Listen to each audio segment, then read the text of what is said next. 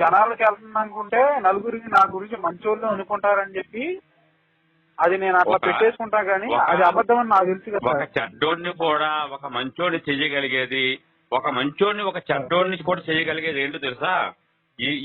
ఈ రాతలే.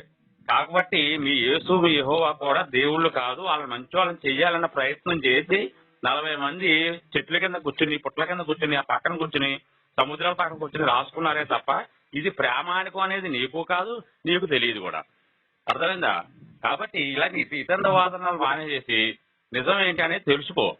నువ్వు యేసు గురించి మాట్లాడతాను అన్నావనుకో, కొత్త నిబంధన మొత్తం తీసుకుంటా. కాదన్నా పాత నిబంధన తీసుకుందాం, యెహోవా గురించి మాట్లాడతా అన్నావు అనుకో, అది కూడా మొత్తం తీసుకున్నా. ఆది నాకు బైబుల్ గురించి అవగాహన లేదు సార్. లేనప్పుడు ఎందుకు? ఇప్పుడు ఎవరైనా చెబితే వినాలి తమ్ముడు. అశోక్, నేను ఆ తమ్మునేల్స్ సార్, తమ్మునేల్స్ నాకు చాలా ఏడుపు వచ్చేస్తుంది సార్ మీరు పెట్టేది. ఎవరిని చేయకూడదు, మీ యెహోవాలాగా ఆజ్ఞాపించకూడదు మమ్మల్ని. నా పాయింట్ ఏంటంటే నువ్వు ఏ ఛానల్ ఎక్కువ చూస్తున్నావు? నా ఛానల్ హిందూ సైన్యం, నాది కానీ ఇప్పుడు చూస్తున్నావు అనుకో, నా తమ్మినేస్ బాగాలేదు కదా నీకు, వెంటనే అన్సబ్స్క్రైబ్ చేసి పాడి, నేనేం బాధపడను. నేను చేయదు, నా గురించి కాదు సార్, సమాజం సార్ నేను చెప్పేది. సమాజానికి ఇప్పుడు ఎవరికో ఉండే బాధ నీకేంటి అంటున్నా నేను. ఎవరికే లేని బాధ నీకెందుకు వస్తుంది ఇక్కడ? నువ్వు బాధ నీకేం బాధ కలిగింది అనేది నువ్వు ఆలోచించాలి. సమాజం కోసం ఆలోచించావు. అలాగే నన్ను పూర్తి చేయండి. ఇప్పుడు అలాగే నువ్వు సమాజం కోసం నువ్వు ఎలాగైతే ఆలోచించావో అదే సమాజం కోసం మేము ఆలోచిస్తున్నాము. అదే సమాజాన్ని బాగు చేయడం కోసం మేము ఆలోచిస్తున్నాము. ఇప్పుడు జయ శ్రీరాముని ఇలా తిడతా ఉంటే నీకు బాధ కలుగుతుంది ఖచ్చితంగా. అంతే కదా అమ్మా. ఇప్పుడు నేను ఫస్ట్ నువ్వు నన్ను తిట్టావనుకో, తర్వాత నేను 4 తిడతా. నేను అది నా బాణి, నా అలవాటు అది. కానీ నువ్వు తిట్టకుండా నేను తిట్టాననుకో, అది పద్ధతి కాదు, సంస్కారం కూడా కాదు అది. నువ్వు సమాజం కోసం ఇంతగా ఆలోచించావు కాబట్టి నేను కూడా సమాజం కోసం ఆలోచించానని చెప్పేసి నువ్వు అర్థం చేసుకోవాలి ఇక్కడ. నువ్వు అలా కాదు, ఎదుటి వాళ్ళ కోసం నీకు బాధపడక్కల, నీ కోసం నువ్వు బాధపడు. ఏసేమన్నాడు? నా కోసం మీరు ఏడవకండి, మీకోసం మీరు ఏడవండి అని చెప్పి అన్నాడు. అలాగే నువ్వేం చేయాలి? నీ గురించి మీ పిల్లల కోసం ఏడవండి అంటే సార్ అక్కడ అర్థం ఏంటంటే, మీ పిల్లల గురించి ఏడవండి అక్కడ అర్థం ఏంటంటే వాళ్ళని చెడు మార్గంలోకి రాకుండా వాళ్ళ గురించి బాధపడండి, అంటే వాళ్ళని మంచి అవగాహనలోకి తీసుకురండి అని అర్థం సార్ అది. అంతేగాని వాళ్ళ పిల్లల గురించి ఆడమని కాదు. పిల్లల గురించి ఆడటం అంటే ఏంటంటే, అయ్యా బాబు, ఏ తల్లిదండ్రులైనా పిల్లల అభివృద్ధి కోరుకుంటారు, పిల్లలు బాగుండాలని కోరుకుంటారు, పిల్లలు బాగుపడాలనే కోరుకుంటారు, చెడిపోవాలని ఎప్పుడు కోరుకోడు. అర్థమైందా? నువ్వు ఈ రోజున సంస్కారంగా మాట్లాడుతున్నావు అంటే దానికి అర్థం ఏంటి తెలుసా? మీ అమ్మగారు మీ నాన్నగారు పెంచిన పెంపకం ఏదైతే ఉందో, నేను 2 మాటలు తిట్టినా కూడా బాధపడ్డాను. ఎందుకు? నువ్వు నన్ను తిట్టకపోతే నేను తిట్టానని బాధపడ్డాను. కారణం ఏంటి? అది నా సంస్కారం, మా అమ్మ నాన్న నేర్పి సంస్కారం. అది ఎక్కడి నుంచి వచ్చింది? సనాతన ధర్మంలో నుంచి వచ్చింది. అది ఏంటంటే ప్రతి భగవద్గీతలో పరమాత్మ ఒక మాట అంటారు. ఆ మాట ఏంటి తెలుసా? కుక్కల్నే కానీ జంతువులనే కానీ ఏదైనా అన్ని ప్రాణులలో కూడా నేనే ఉన్నాను, అన్నిటిని కూడా సమానంగా చూడండి అని చెప్పేసి అన్నాడు తప్ప కుక్కలను కోసుకు తినేయండి, కోళ్ళని కోసుకు తినేయండి అని చెప్పేసి మా భగవంతుడు నాకు చెప్పలా. కానీ సర్వసృష్టికర్త అయిన యెహోవా ఒక మానభంగం చేస్తే ఒక పొటేలు లేదా ఒక గొర్రె బలి ఇవ్వండి, పాప పరిహారం అయిపోద్ది. మరి చేసినోడికి పాప పరిహారం అయిపోతే మరి చేయించుకున్న అమ్మాయికి ఏ న్యాయం జరిగింది ఒకసారి చెప్తావమ్మా? వెళ్ళి పొట్టేలు అట్లా బలించడం వల్ల అతని పాపాలని శిక్ష పడింది కదా సార్. అతనికి పాప పరిహారం అయిపోయింది, ఓకేనా? శిక్ష పడల. యెహోవానే స్వయంగా చెప్పిన మాట ఇది. ఏంటంటే ఎవరైనా అమ్మాయిని మానభంగం చేస్తే పని మనిషిని, నువ్వు పొట్టేలు బలి నాకు అని చెప్పి తను అడిగాడు. స్వయంగా యెహోవా అడిగాడు ఈ మాట. అడిగితే ఇప్పుడు మానభంగం చేసినోడు వెళ్ళి ఒక పొట్టేలు బలిస్తే అక్కడ వాడికి పాప పరిహారం అయిపోయింది తమ్ముడు. ఇప్పుడు ఆ మానభంగం చేయించుకున్న అమ్మాయికి ఏం న్యాయం జరిగిందో ఒకసారి నువ్వు చెప్పగలవా? సార్ అది న్యాయంగా అది ప్రతి తప్పుకి శిక్షలు పడ్డాయి కదా సార్. బాబు నేను అడిగింది ఏంటి, నువ్వు చెప్పేది ఏంటి అది చెప్పు నాకు. అంటే యెహోవాయే స్వయంగా చెప్పిన మాటలు అవి, నేను చెప్పింది కాదు. యెహోవా ప్రత్యక్షమై ఇలాగూ సెలవిచ్చాడు. ప్రతి చోట అదే వాక్యం ఉంటుంది. సైన్యములకు అధిపతియగు యెహోవా ప్రత్యక్షమాయను ఇలాగూ సెలవిచ్చాడు. ఇర్మియా చూసుకో, ఇర్మియాలో ఎంత ఎలా ఉంటుంది నేను బైబుల్ సార్, బైబుల్ కి నాకు అంత అవగాహన లేదు సార్. నేను అవగాహన లేనప్పుడు తమ్ముడు చక్కగా అశోక పేరు పెట్టుకున్నావు. అశోక్ అంటే అశోక వనం, అశోకుడు చెట్లు నాటిన ఎంత మంచి ముద్దు పేరు ఉంది. ఆ దరిద్రాన్ని వదిలేసి చక్కగా నా బాధ ఒకటే సార్, నా బాధ ఒక పాయింట్ చెప్తాను సార్. ఒక్క పాయింట్ ఏంటండి సార్, మీరు 4 తప్పులు చేసిన వాడు ఉన్నాడు సార్, వాడికి మీరు శిక్ష వేస్తారు. మేమేంటంటే సార్ 4 తప్పులు చేసినా సరే వాడిని మేము క్షమిస్తాం. ఆ తర్వాత వాడు మారతాడు, వాడు నలుగురికి ఉపయోగకరంగా జీవిస్తాడు. అయితే నువ్వు అర్జెంట్ గా వెళ్ళి తమ్ముడు, నువ్వు అర్జెంట్ గా వెళ్ళి ఆ భరత్ ప్రక్షాలని చెప్పేసి ఒక తిరుపతిలో ఉన్నాడు, ఆయన పొడిచిపాడు చూస్తావా? ఆడు పాస్ట్ పైగా రేపు కూడా చేశాడు. వాడు పీటి సుందరరావు కొడుకు ఒకడు ఉన్నాడు, అగ్ని జమదగ్ని, వాడిని చంపేస్తావా? మనం ఎందుకు సార్ చంపడం? దేవుడే శిక్ష. ఏమాత్రం నువ్వేంటే చెప్పేది మాకు. ఇంకా నువ్వు తప్పు చేసినోడు నువ్వే అన్న, తప్పు చేసిన శిక్ష ఎలాగో పడుతుంది, పడ్డప్పుడు చూసుకోవచ్చు. నీకెందుకంత ఆరాటం? ఒక కాలేజీ అని పెట్టుకుని ఆడవాళ్ళ మీద అగత్యాలు చేస్తే ఎదవాళ్ళు ఏం చేద్దాం? అటువంటి ఎదవలు ఎంతమంది ఉన్నారు? నిన్నగాక మొన్న రాముడు, కృష్ణుడు, సాయిబాబా అంటే మాకు అభిమానమే సార్. వాళ్ళు మంచి జీవితం జీవించారు సార్.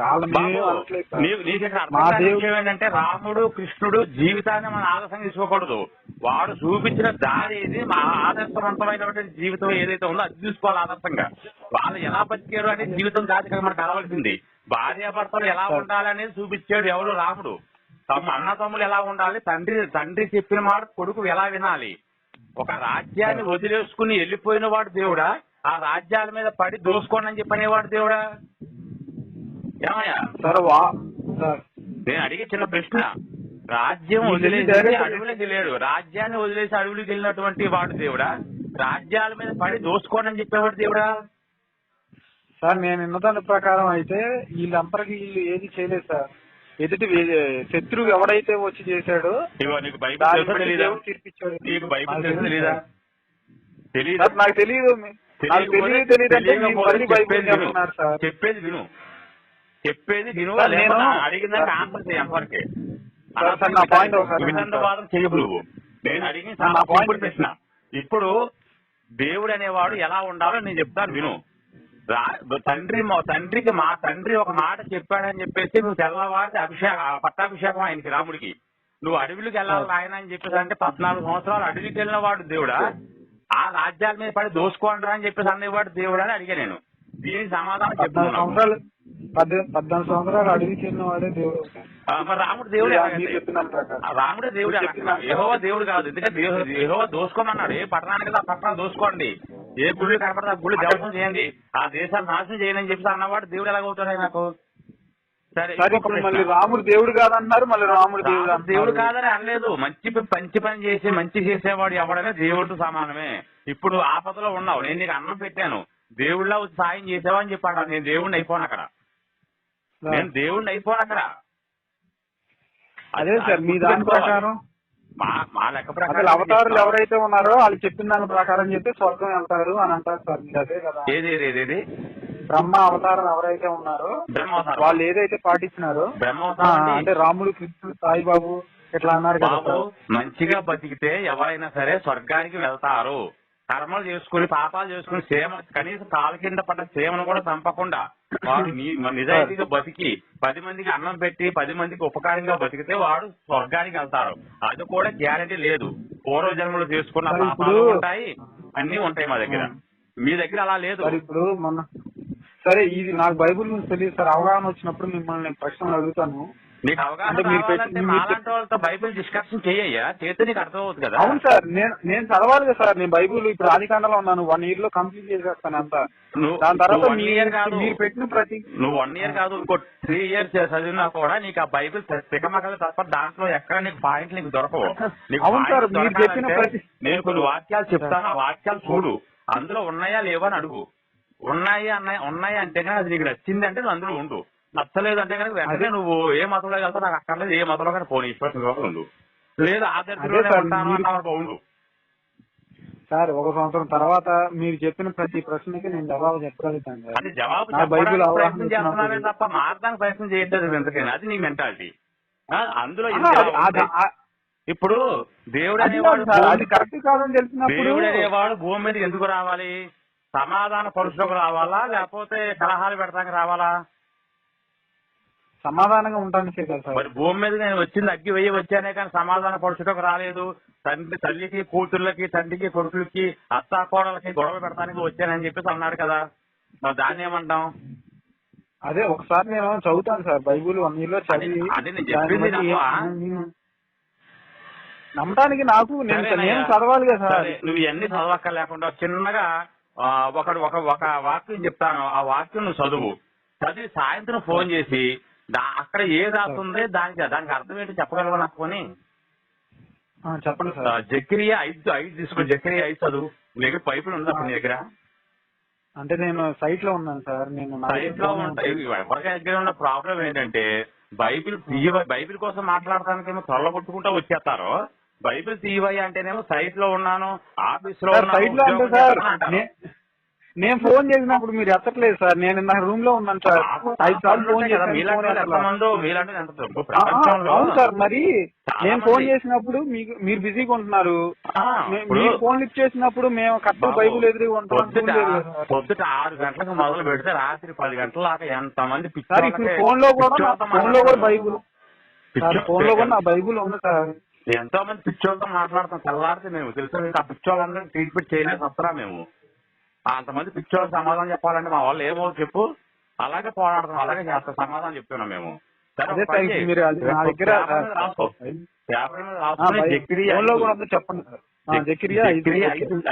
ఫస్ట్ నుంచి అంటే 5 నుంచి 1 నుంచి లాస్ట్ వరకు చదువు. అక్కడ ఏం రాశాడో చూడు. అంటే జకరియా 5వ అధ్యాయం 1 నుండి సార్. 1 నుంచి చదువు. 6 వరకు చదువు, ఎక్కువ అక్కర్లేదు పని. ఓహో 5వ అధ్యాయం 6వ అధ్యాయమా సార్? 5వ అధ్యాయం తీసుకో. ఓహో 5వ అధ్యాయం 1వ నుండి 6 వరకు చదువు. 6 వరకు చదువు. ఏముంది చెప్పు నాకు. ఏముందో దాని గురించి నాకు ఏ అవగాహన వచ్చింది చెప్పాలి. మరి వింటాను, చెప్పేది నేను చదవలేదు కాబట్టి నేను చెప్తాను విను. సార్ నేను చదువుతాను సార్. సార్ మీరు చెప్పొద్దు సార్, నాకు చెప్పారు కదా, నేను మళ్ళీ సాయంత్రం కాల్ చేయమన్నారు కదా. అది నేను చదివి నాకేం అర్థమైంది మీరు చెప్పండి. నాకేం అర్థమైంది నేను చెప్తాను. దాన్ని బట్టి ఇది కాదురా బాబు ఇదిరా అని చెప్పి మీ అనుభవం ప్రకారం మీరు చెప్పండి. మా తప్పనంతా ఒకటే తమ్ముడు, మీలాంటి అమాయకులు చర్చిలకు వెళ్ళి దశంభాగాలు జీవితాలు నాశనం చేసుకోకుండా ఉండాలని మా తపన. నిన్ను మతం మార్చడం వల్ల లేకపోతే నిన్ను ఒక సన్మార్గంలో పెట్టడం వల్ల మాకు కలిసి వచ్చేది ఏమీ లేదు. నెట్టు బొక్క టైం బొక్క మాకు. అర్థమైందా? నువ్వు చర్చికి వెళ్ళావనుకో, ఒక వారం నువ్వు చర్చికి వెళ్ళకపోతే మీ పాస్టర్ వెంటనే ఫోన్ చేస్తాడు, ఎందుకు రాలేదు నువ్వు అని చెప్పి అడుగుతాడు. ఒక వారం నువ్వు దశంభాగా వెళ్ళకపోతే ఎందుకు ఇవ్వలేదు నువ్వు అని చెప్పి అడుగుతాడు. నిన్న కాక మొన్న ఒక పాస్టర్కి ఫోన్ చేశాను, అయ్యా నాకు ఒక 50,000 అప్పు ఉంది, అప్పు తీరేలా ప్రార్థన చేయండి అంటే చేశాడు ప్రార్థన. ఎప్పుడు తీరుద్దే ప్రార్థన చేసావు కదా అని చెప్పి అడిగా నేను. అంటే వాడు ఏమన్నా తెలుసా, అది దేవుడి చిత్తం అన్నాడు. మరి దేవుడి చిత్తం అన్నప్పుడు నువ్వెందుకు ప్రార్థన చేసావు? ఒక పని చేయి, మీరు అట్లా నా అకౌంట్ లో 50,000 వేసేయి. తమ్ముడు విను, నా అకౌంట్ లో నువ్వు 50,000 వేసేయి, నేను అప్పులు తీర్చేసుకుంటాను అని చెప్పాను. మరి నీ ముక్కు మొహం నాకు తెలియదు కదా, అక్కర్లేదయ్యా ప్రార్థన చేయి, దేవుడు మళ్ళీ ఇస్తారు 50,000. ఇది ఎలాగుంది? ఇది లాజిక్గా కాదు ఇది. ఇప్పుడు ఎవడో పాస్టర్ ప్రార్థన చేస్తాడా, దేవుడు నాకు 5,000 ఇస్తాడా, 5 లక్షలు ఇస్తా, 50,000 ఇస్తాడు నాకు. మరి 50,000 ఎప్పుడు ఇస్తానంటే గ్యారెంటీ లేదంటే అక్కడ. ఇది గ్యారెంటీ లేదు కానీ పరలోకం గ్యారెంటీ ఉందంటావా? చదువుకున్నాను నువ్వు ఆలోచించి కొద్దిగా ఇది కరెక్టా కాదని అడిగింది తప్ప చెప్పు సార్. నేను చెప్పే పాయింట్ ఆలోచిస్తుంది సార్. మీరు కూడా చెప్పు, నీకు కాదట్లేదు చెప్పు. మీరు ఎట్లా లోకరీతిగా దేవుడికి ఇప్పుడు దేవుడు అంటే తెలియకుండా మీరేదో వ్యవసాయం ఏదో చేశారనుకోండి చెప్తున్నాను. 50,000 అప్పు అయింది సార్ మీకు. ఈ అప్పు ఎట్లా పోతుంది ఏంటని ఏదో వీడియోలు చూసారు, ఎవరో పాస్టర్ తగిలారు. పాస్టర్ ఫోన్ చేశారు, ఫోన్ చేసి ఇది సార్ సంగతి మ్యాటర్ అని చెప్పారు. ఇప్పుడు అతను ఇప్పుడు వాళ్ళు పాస్టర్లు కాబట్టి వాళ్ళకి వాళ్ళకున్న నమ్మకం ప్రకారం, వాళ్ళ విశ్వాసం ప్రకారం దేవుడు వాళ్ళకి దర్శనం అవుతాడు సార్. అంటే వాళ్ళ నమ్మకం ప్రకారం నేను అనేది, వాళ్ళ విశ్వాసం ప్రకారం. అలాంటప్పుడు మీ 50,000 గురించి అతను ప్రార్థన చేశాడు అనుకోండి సార్. చేశాడు అంటే ఇప్పుడు చేశాడు. ఇప్పుడు దేవుడు అనే వ్యక్తి అతను ఒక విశ్వాసం ప్రకారం వింటాడు. అట్లాగా అతను విశ్వాసం ప్రకారం వింటాడు, దేవుడికి ఆ విషయం వెళ్ళింది అనుకోండి, మీకెళ్ళి టర్న్ అవుతాడు. మీరు అసలు ఎట్లా ఉన్నారు ఏంటో దాన్ని బట్టి పరిస్థితి కూడా తెలిసిద్ది. దాన్ని బట్టి మిమ్మల్ని బట్టి దేవుడు ఏదైనా సహాయం చేయగలడు కానీ సార్ పాస్టర్ని బట్టి ఎలా సహాయం చేయగలుగుతారు సార్? నమ్మకం లేనప్పుడు ప్రార్థన ఎందుకు చేయాలంటున్నా నేను. అది ప్రార్థన చేస్తాను, మీ అవసరతలో ప్రార్థన చేస్తాను, ఫోన్ చేయండి అని చెప్పి ఫోన్ నెంబర్ ఇచ్చి అలాంటిప్పుడు మీరు కూడా ప్రేర్ చేయాలి సార్. అవునా, నా ఇష్టం అది. ఇప్పుడు నువ్వేమన్నావు, పాస్టర్ నువ్వేమన్నావు, నేను ప్రార్థన నేను 50,000 అప్పు చేశాను దేవుడు సార్. నా పాయింట్ ఏనా సార్, నేను 50,000 అప్పు చేశాను దేవుడు చూసుకుంటారులే, పాస్టర్ గారికి చెప్పాను ఆయన చూసుకుంటారు అని చెప్పి మనం ఎట్లా పెడితే అది కాదు. అక్కడ వాడు అన్నది నా అవసరానికి నేను అప్పు చేసుకుంటాను, ఏమైనా చేసుకుంటాను. నువ్వు మీరు దేవుడు నమ్ముకున్న పాస్టర్ గారికి ఎలా ఫోన్ చేస్తారు సార్? ఏ టైం మీరు అక్కర్లా, మరి అక్కర్లేనప్పుడు పాస్టర్ గారి ఫోన్ అన్నాడు మీ సమస్యలో ఏమన్నా నేను తీరుస్తాను అన్నాడు కాబట్టి ఫోన్ చేశాను. అది అది అది నాకు కావాల్సింది నమ్మకం. మరి మీరు అది నమ్ముతున్నారా? ఏది అది ఇప్పుడు మీరు పాస్టర్ గారికి ఫోన్ నాకు 50,000 వేస్తే నేను నమ్మేవాడిని. మన ఆడు వేయలేదు కానీ నేను ఎందుకు నమ్ముతాను? దేవుడు ఎప్పుడు ఇస్తాడు, ఎప్పుడు ఇస్తే అప్పుడు చూసి నమ్మిన వారు కంటే చూడని నమ్మిన వారు వాక్యం ఉంటుంది సార్. బొక్కలు ఏలు పెట్టి చూశారు కదా అపోస్తులు, అలా శిష్యులే బొక్కలు ఏలు పెట్టి చూశారు కదా. మరి ఏసునే నమ్మలేదు, అలా నమ్మలేదు. నువ్వెలా నమ్ముతావు, నేను నమ్ముతాను. ఇలా మోసం చేయకూడదు, మాయ చేయకూడదు, అమాయకులు మోసం చేయదు. అశోక్ లాంటి వాళ్ళ అమాయకులు మోసం చేయొద్దని చెప్పారు సార్. ఇప్పుడే మీరు ఇట్లా మాట్లాడుతున్నారు సార్, నేనేదో అట్లా కరెక్ట్ కాదు సార్. అది మీరు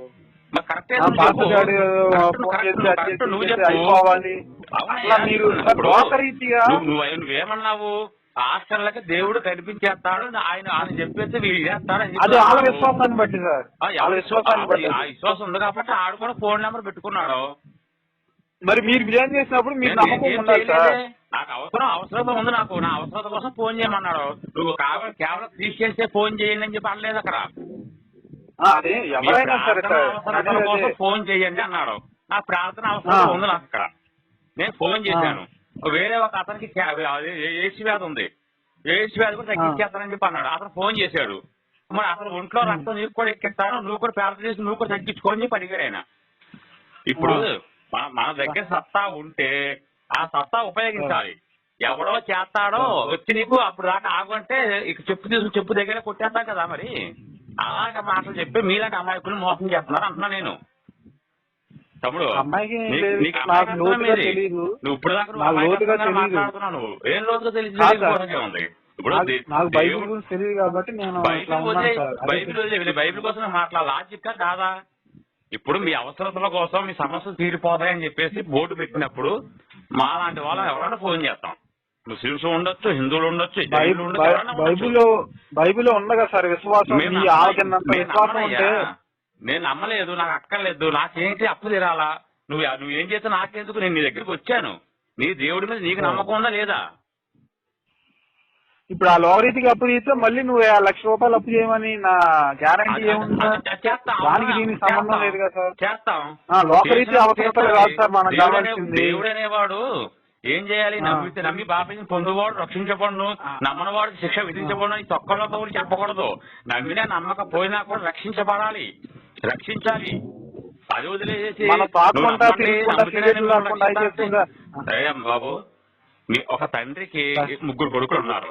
3లో ఒక్కడే చెప్పిన మాట మిగతా వాళ్ళు వినరు. వాళ్ళ కొడుకులు కాదని చెప్పేసి ఏ ఎదవో చెప్పుకోడు. మంచోడైనా చెడ్డోడైనా కూడా వాడికి వీళ్ళలాగానే వాళ్ళని కూడా చూడాలి, తప్పదు. అది బాధ్యత. దేవుడు అనేవాడు నన్ను నమ్మితేనే నేను రక్షిస్తాను, నమ్మకపోతే నేను శిక్షిస్తాను అని అంటే ఆ శిక్ష వేసే బొకరగాడు ఎవడైతే ఉన్నాడో నా ముందు వచ్చి శిక్షించమంటా నేను. రెండో విషయం, లూకా సువార్త నేను ఇంకొకటి చెప్పేస్తాను. లూకా సువార్తలో ఏం రాస్తుందంటే, తమ్మును ఏలుట ఇష్టం లేని నా శత్రువుల్ని నా వద్దకు తీసుకొచ్చి సంహరించండి అని చెప్పేసి అన్నాడు. తమ్మును ఏలుట ఇష్టం లేని నా శత్రువుల్ని అంటే యేసు ఏలడం నాకు ఇష్టం లేదు, నేను ఆయన శత్రువునట, నన్ను సంహరించాలట. ఇది బాగుందా? నన్ను ఎవరైతే నమ్మడో వాడి మెడక తిరుగట్రాయి కట్టి సముద్రంలో పడవేయటం మేలు అన్నాడు. అది బాగుందంటావా? తిరుగుడు రాయడం మేలు అంటే సార్ మరి దానికి అర్థం ఏంటంటే సార్, అర్థాలు ఉన్నాయా మరి చెప్పు. నరకానికి వెళ్ళే కంటే ఆడికి నరకం వెళ్ళే కంటే నరకంలో అంత బాధపడే కంటే ఆ తిరుగుడు రాయి కట్టుకుని దాంట్లో దూకేయటం మంచిది అని అర్థం. తమ్మును ఏలుట ఇష్టం లేని నా శత్రువు అంటే నన్ను నిన్ను ఏలటం ఇష్టం లేదు, నువ్వు నా శత్రువువి, నీ మెడకు తిరుగుడు రాయి కట్టి నువ్వు సముద్రంలో పాడేయమంటున్నాడు. ఆడు చచ్చిపోయాక వాడు నరకానికి పోతాం, పరలోకానికి పోతారు, తర్వాత సంగతి.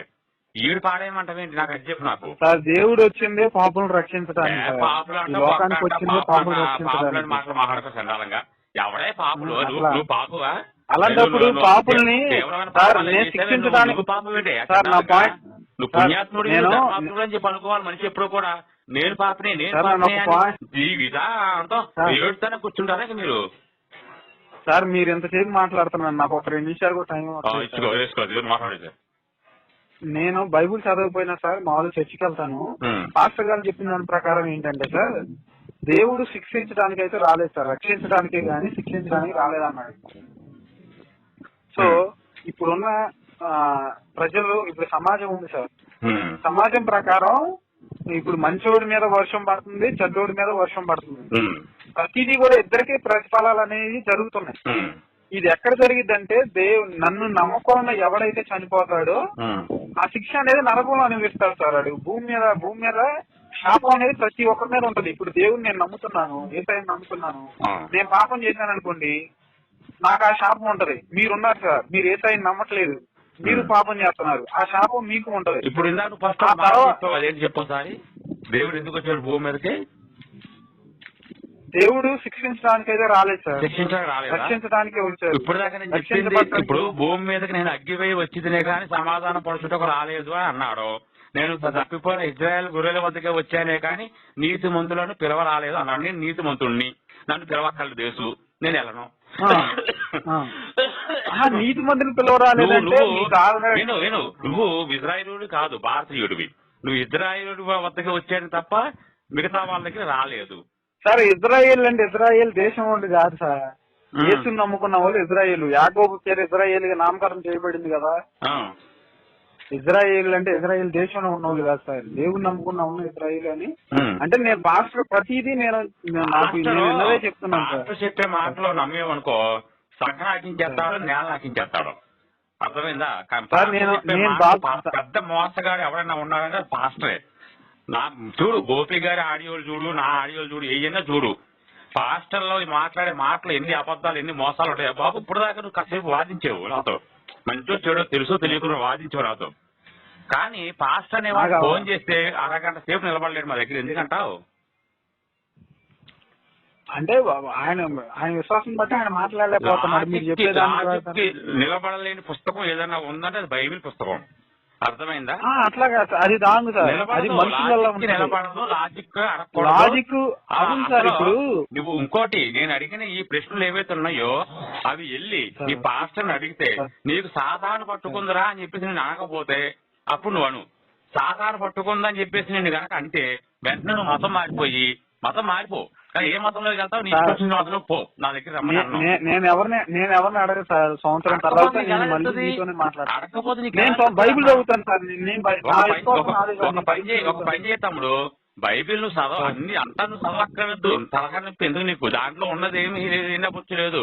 ఏమన్నా అంటే ఆత్మీయార్థం తీసుకోవాలి, ఏదో ఆ పరమాత్మ ఏదో పరిశుద్ధాత్మ వచ్చింది కుమ్ముకుంది మేరీని, యేసు పుట్టాడు, ఇవన్నీ చదువు చెప్తారు తప్ప పరిశుద్ధాత్మ అనేది లేదు అక్కడ. పరిశుద్ధాత్మ ఆ పాయింట్ మీకు తెలుసు కదా సార్. అప్పుడు నేను చెప్తాను సార్. నీతో నేను కూడా మాట్లాడక గోపి గారే మాట్లాడతారు. కాకపోతే నువ్వు చిన్నపిల్లడు అని చెప్పేసి గోపి గారికి నాకు అప్పచెప్పాడు తప్ప ఆయన మీ స్థాయిలతో మాట్లాడు ఆయన. ఎందుకంటే నీకు తెలియదు, చెబితే వినరు. పాస్టర్ చెప్పాడని చెప్పి 30 సార్లు అన్నావు. ఈ పాస్టర్ అనేవాడు పెద్ద బోగ్గాడు. ఈ బోగ్గాడు మాటలు మీరు నమ్మి మీరు అమ్మాయికి మీ జీవితాలను సంక్రాంతి చేసుకోవడం ఇదైపోతున్నారు. వద్దు, విను. బైక్ పట్టుకున్న వాళ్ళలో బాబు నాశనం అయిపోయిన కుటుంబాలు ఒక 100 కుటుంబాలు చూపిస్తాను నేను నీకు. నమ్ముతావా? అయినా కూడా దేవుడే అంటూ సత్తున్నారు తప్ప, అప్పులు పాలైపోయిన రోగాలు వచ్చిన మా మంచాన పడ్డ వాళ్ళు కూడా దేవుడు అని ఏడుతున్నారే తప్ప దేవుడు అక్కర్లేదని చెప్పి మాలాంటి వాళ్ళు ఎంతమంది చెప్పినా కూడా వినిపించుకోవట్లేదు. ఎందుకంటే రోగాలు అనేవి అక్కడ వస్తాయి, ఇక్కడ నన్ను చెప్పనేమండి సార్. చెప్పు. ఈ లోకరీత్యా మహా అయితే వాళ్ళు ఒక 40-50 సంవత్సరాలు 60 సంవత్సరాలు బతుకుతారు సార్. ఇక్కడ అప్పులు ఉన్నా, శ్రమలు ఉన్నా, ఏది ఉన్నా సరే వాళ్ళు ఏం కోరుకుంటున్నారు? నిత్య జీవం అనేది వాళ్ళు కోరుకుంటున్నారు. మాకు ఈ లోకంలో అప్పులు ఉన్నా, ఏ ఉన్నా కానీ మాకు చూపించాను నేను. బైబిల్లో చూపించు నిత్య జీవం ఎక్కడ ఉందో, వెళ్ళినోడు ఎవడో వచ్చినోడు ఎవడో, మీ తాతలో మీ ముత్తాతలో పలానా వాడు వెళ్ళాడని చెప్పాను. లేకపోతే నువ్వే చచ్చిపోయినా ఫోన్ చేయి. ఓకే గోపి గారి నెంబర్ ఉంది కదా. దీనికి ఒక పాయింట్ చెప్పలేదు సార్, నన్ను మాట్లాడినాను సార్. ఒక పాయింట్ మాట్లాడు. ఇప్పుడు మీరున్నారు సార్, మీరున్నారు సార్, ఇక్కడ మీరు ఒక బిల్డింగ్ లో ఒక 100 రూపాయలు పోగొట్టేసుకున్నారు సార్. అంటే ఒక బిల్డింగ్ లో 100 రూపాయలు అక్కడ కూర్చున్నారు, జారి పడిపోయింది. అట్లా రోడ్డు మీదకి వెళ్ళినారు సార్. రోడ్డు మీదకి వెళ్ళి ఇంకో బిల్డింగ్ అంటే ఇంకొక ఇల్లు ఉంది మీకు, ఆ ఇంట్లోకి వెళ్ళినారు సార్. అక్కడ వచ్చేసి అక్కడికి వెళ్ళి కూర్చున్నారు. తెరా చూస్తే మీరు జేబులు అనేది ఎత్తుకున్నారు. ఎత్తుకుంటే మీరు 100 రూపాయలు అనేది కనిపించలేదు. సో ఇప్పుడు మీరు కూర్చున్న దగ్గర అవివేకంగా అక్కడే ఉండి ఆ డబ్బులు ఎతుకుతా ఉన్నారు అనుకోండి సార్. అంటే కొన్ని సంవత్సరాల తరబడి ఎతికినా గానీ ఆ డబ్బులు అనేవి మనకు దొరకవు. మనం అది పాయింట్, మనం ఎక్కడ బాగొట్టుకున్నామో అక్కడికి వెళ్ళి ఎత్తితేనే మీ డబ్బులు అనేది కనిపిస్తాయి. అట్లానే సార్ ఇది కూడా మనం విశ్వాసం ప్రకారం, నమ్మకం ప్రకారం దేవుడు ఏం చెప్పాడంటే, ఇప్పుడు ఏసయ్య లాగా జీవిస్తే అసలు ఉన్నాడా లేడా అనేది తెలిసింది సార్. ఏసయ్యలాగా జీవించాలంటావా? నేను చెప్పాను సార్, నమ్మి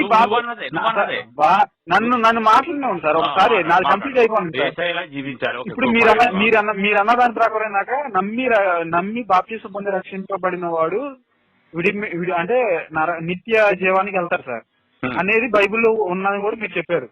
అయితే ఇక్కడ నమ్మకం అంటే ఏంటంటే, సరే దేవుడు ఎలా ఉన్నాడో ఆ విధంగా మనం జీవించి పాపం చేయకోకుండా ఈ విధంగా జీవించినప్పుడు దేవుడు అనేవాడు యేసు ఎలా జీవించాడో చెప్పమంటావా? తెలుసా నీకు తెలీదా?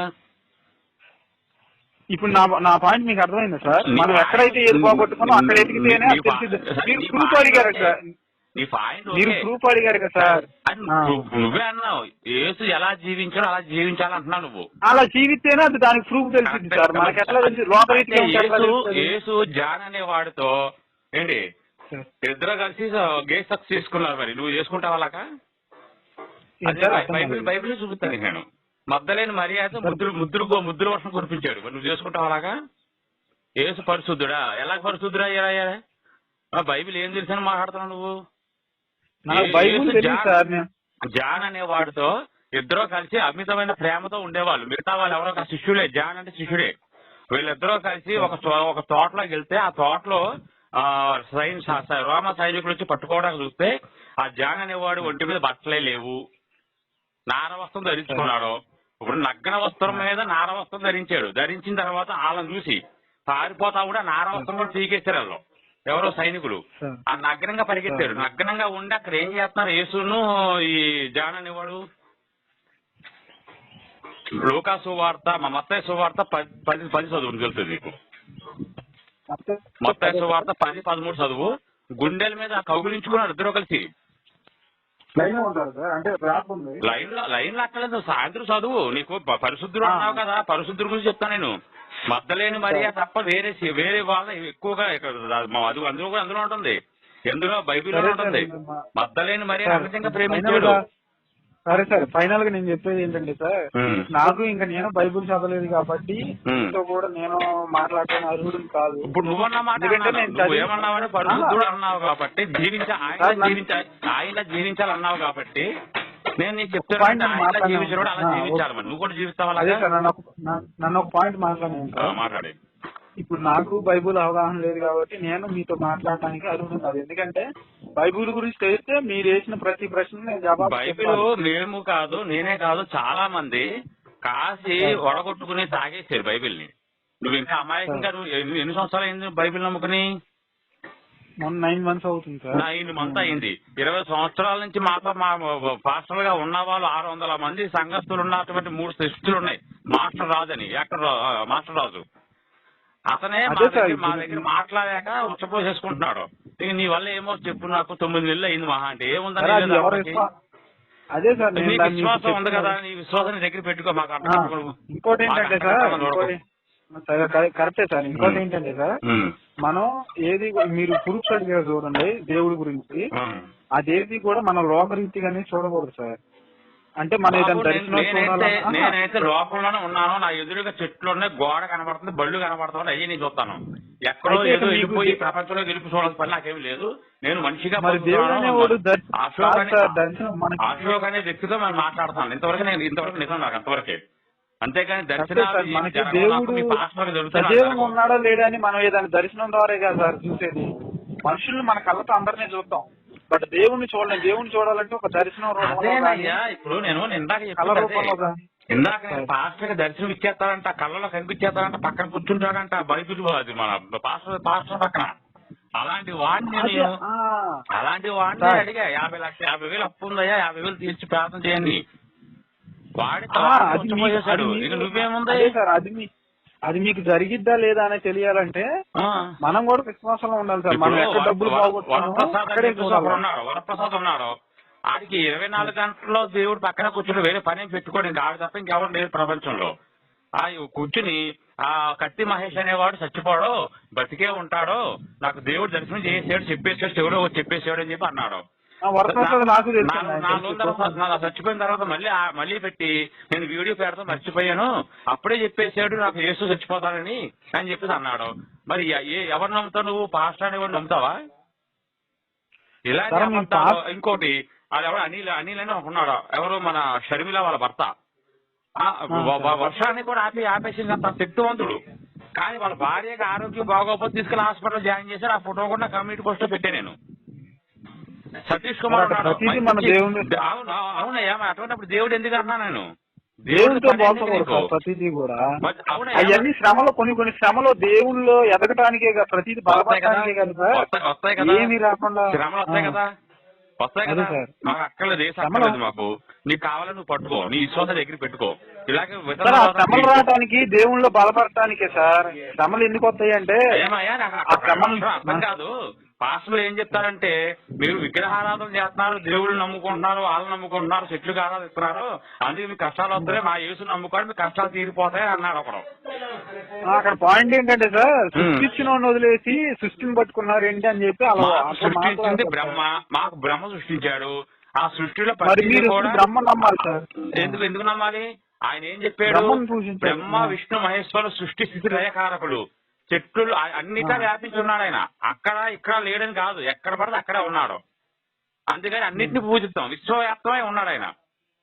విష్ణు సహస్రనామం చదువు నీకు తెలుస్తుంది. ఫస్ట్ ఏం రాశాడు తెలుస్తుంది విష్ణు సహస్రనామంలో. అదే విశ్వవ్యాప్తమై ఉన్నాడు ఆయన. ఏ గోడ పక్కన దీపం పెట్టినా కూడా అది ఆయనకే చెందుద్ది. చెట్టుకు మొక్కుతున్నా పుట్టకు మొక్కుతున్నా అని మీరు అనుకుంటారు, కానీ చెట్టు దగ్గర దీపం పెట్టినా పుట్ట దగ్గర దీపం పెట్టినా కూడా ఆయనకే చెందుద్ది. విశ్వవ్యాప్తమై ఉన్నాడు. విశ్వమే ఆయనే విశ్వం.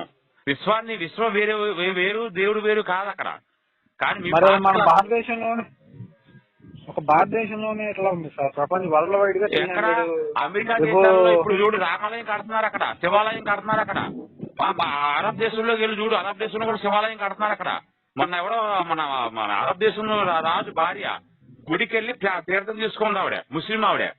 అలాంటి వాళ్ళ దేశాలు సిగ్గుపడాలన్నాయి. మీరు కొద్దిగా సిగ్గు తెచ్చుకోండి అయ్యా సార్. మీరు పూజించినందుకు మాకేమి ఇబ్బంది ఏం లేదు సార్.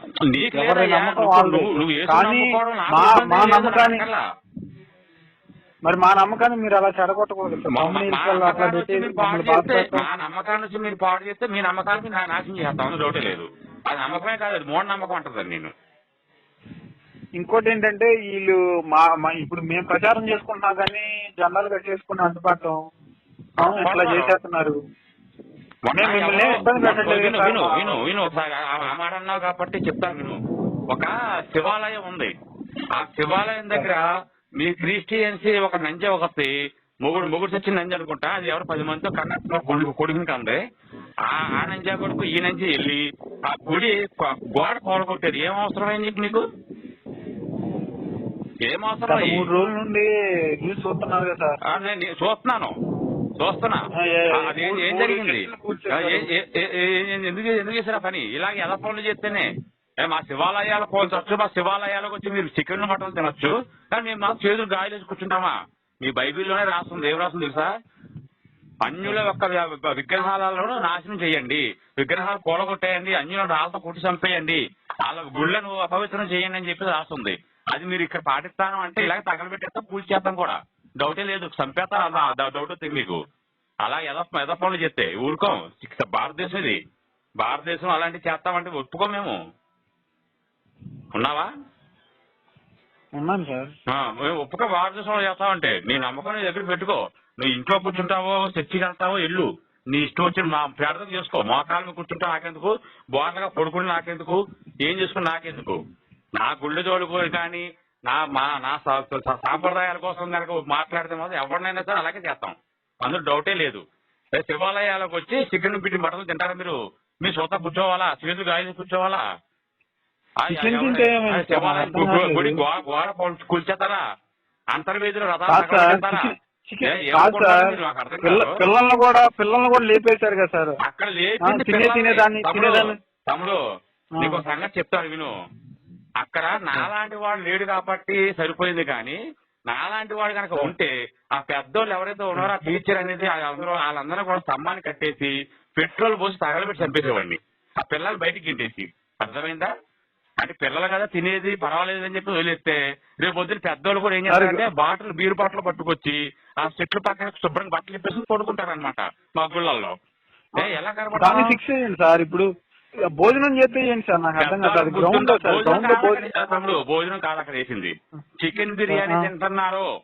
నువ్వు సరిగ్గా చూడు వీడియో. చికెన్ బిర్యానీ అంటే చికెన్ తినకూడదా సార్? గుళ్ళో చికెన్ తింటారా? అని మా సాంప్రదాయాలు మా కట్టుబాట్లు మాకు ఉండవా? మా పవిత్రతలు ఎదురు గుడి కనపడదామని కళ్ళు దిగినాయా నంజా కొడుకులకి? ఏమయ్యా గుడి అయితే గుడి ఆవరణలో ఎవరైనా తింటారా చికెన్ మటన్లో? మేమే చెప్పులు బయట గేటు బయట విడిచి వెళ్తాం, అంత భౌతికంగా చూసుకుంటాం మా గుళ్ళని. మీరు వచ్చి చికెన్ మటన్ తినేస్తారా? ఒక పని చేద్దాం. ఇప్పుడు మీదే ఊరు? విజయవాడలో మంచి పెద్ద గుడి ఏదైనా ఉందో చూసుకొని ఒక ఫుల్ బాట్ ఒకటి పట్టుకెళ్ళి ఒక అమ్మాయిని తీసుకెళ్ళి గుడిలో కొడుకో. ఎవరేమన్నా మేమేమన్నా చేతులు గాలి కూర్చున్నాం మీరు. మేము తొక్కు పెట్టి నార తీసేస్తారు. చికెన్ తింటా మటన్ తింటామని చెప్పి అంటే తొక్కు పెట్టి నార తీసేస్తారు. అది కాబట్టి ఊరుకున్నాను. నేనైతే అదే పని చేస్తాను. మాకుందయ్యా, మా పవిత్రత మాకుంది. మేము ఎందుకు ఏమన్నా మీ చర్చ అనుకుంటున్నావా? బట్టలు వేసుకుని పాస్టర్లు విశ్వాసం తొంగోవడానికి? నా పాయింట్ ఏంటండి సార్, మోడీ ఉన్నాడు. మోడీ శ్రీరామ ప్రాణ ప్రతిష్ఠ చేశాడు సార్.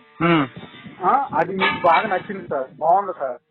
అదే వ్యక్తి పరిపాలనలో ఉంది, మద్యపానం అలాగే ఉంది సార్.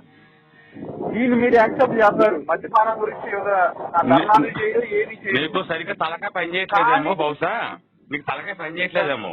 మద్యపానం అనేది ఆయన పెట్టలేదు అక్కడ. మీ గుళ్ళ చర్చిలు పెడుతున్నారు. చర్చిల్లో ఏం చేస్తారు? ధ్వజస్తంభాలు పెడుతున్నారు. ధ్వజస్తంభాలు పూర్వం ఉన్నాయా? ఇప్పుడు ఎందుకు పెడుతున్నారు ధ్వజస్తంభం?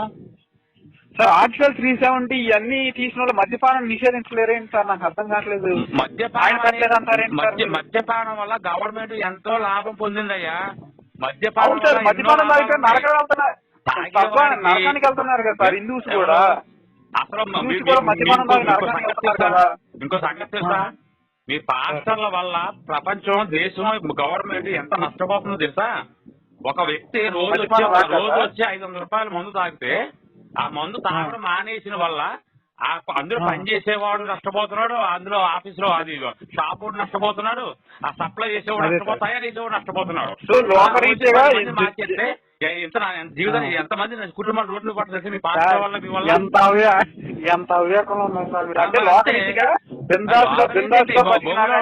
ప్రతిదీ నడవాలి. ఎవడో మనశ్శాంతి లేదు. మందు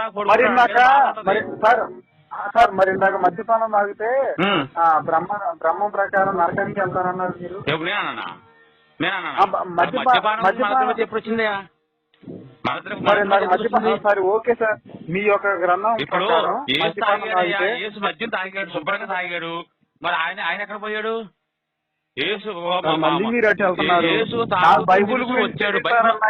నువ్వే అన్నావు బైబిల్ గురించి తీసింది, నువ్వు బైబిల్ గురించి మాట్లాడాలి. మనం రాజకీయాల కోసం మనకెందుకు? ఇప్పుడు మీ దాని గురించి చెప్పండి సార్.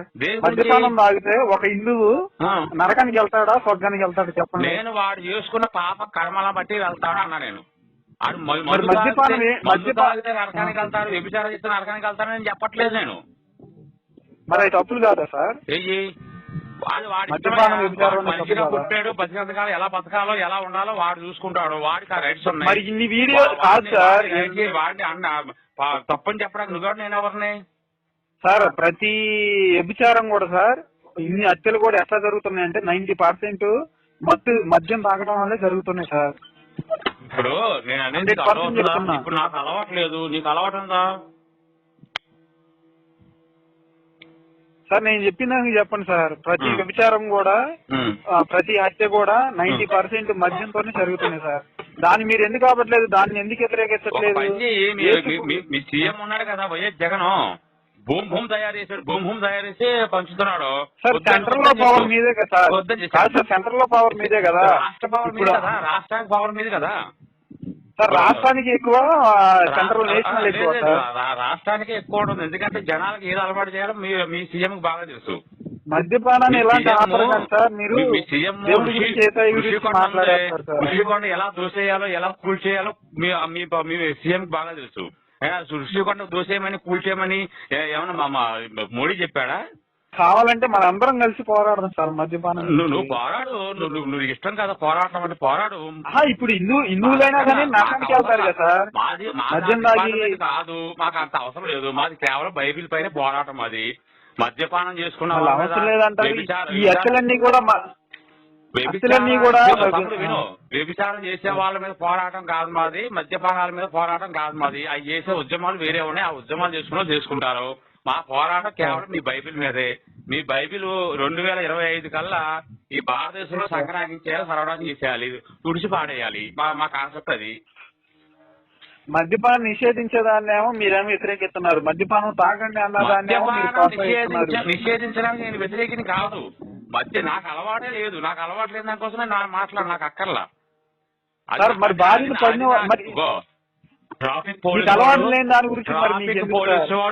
పోలీసు అది పని చేయాలి, డిపార్ట్మెంట్ చేసేవాళ్ళు డిపార్ట్మెంట్ పనులు చేయాలి. అంతవరకే కానీ ఏ పని చేసేవాడు ఆ పని చేయాలి. నేను ఈ పని చేస్తాను, నాకు ఇదే నాకు ఇష్టం. మరి పూజారి పని చేస్తున్నాడు సార్, మీకు తెలుసు కదా. నేను పోదారిని కాదే. మరి అలాంటప్పుడు ఇవన్నీ ఎందుకు సార్? మరి నేను పోదారిని కాదు, నా పోరాటం మీ క్రిస్టియన్స్ పాస్టర్లు ఎవరైతే ఉన్నారో అబద్ధం చెప్పి దొంగ సాక్ష్యాలు చెప్పి దేవుడు మిమ్మల్ని ఏ ప్రణాళిక ఏసే పంపించాడు మమ్మల్ని. నా మీద మరి మీకు అబద్ధ బోధకులు వచ్చారా, నా మీద అబద్ధాలు చెప్తున్నారు, మీరు వెళ్ళి కాపాడండి అని చెప్పేసి మమ్మల్ని పంపించింది మీ ఏసే, ఎవరో కాదు. అంటే దేవుడు ఏసని ఒప్పుకుంటున్నారా సార్? దేవుడు ఏసంటలేదు, ఏసు పంపించారు అన్నాను. ఏసు దేవుడు పంపించడం అంటే